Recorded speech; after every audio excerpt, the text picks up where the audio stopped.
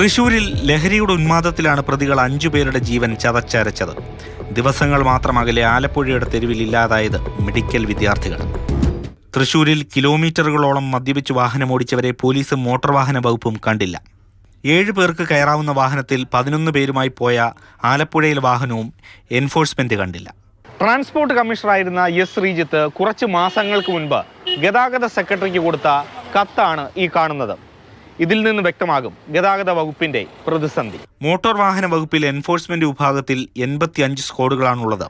ഓരോ സ്ക്വാഡിലും 1 MVI, 3 assistant MVI എന്ന ക്രമത്തിൽ 340 ഉദ്യോഗസ്ഥരേ ഉള്ളൂ. 680 ഉദ്യോഗസ്ഥരുടെ പരിമിതിയുണ്ടെന്നും റിപ്പോർട്ടിലുണ്ട്. 708 പുതിയ തസ്തിക സൃഷ്ടിക്കണമെന്നും പറയുന്നു. റിപ്പോർട്ട് നൽകി, സർക്കാർ പരിശോധിച്ചു, അടച്ചുവെച്ചു.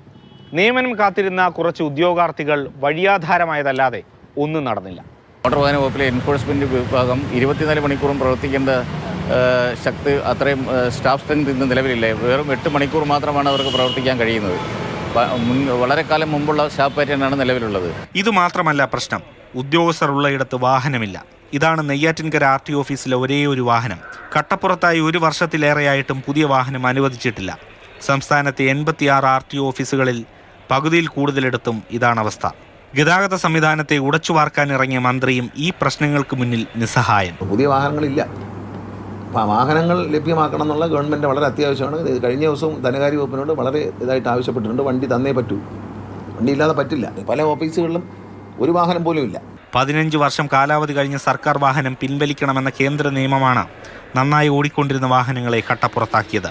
വാഹനങ്ങളുടെ കാര്യം മാത്രമല്ല, ചുരുക്കി പറഞ്ഞാൽ പഞ്ചറായ വണ്ടിയിലാണ് ഗതാഗത വകുപ്പിന്റെ യാത്ര. AK Stephin, Mathrubhumi news, Thiruvananthapuram.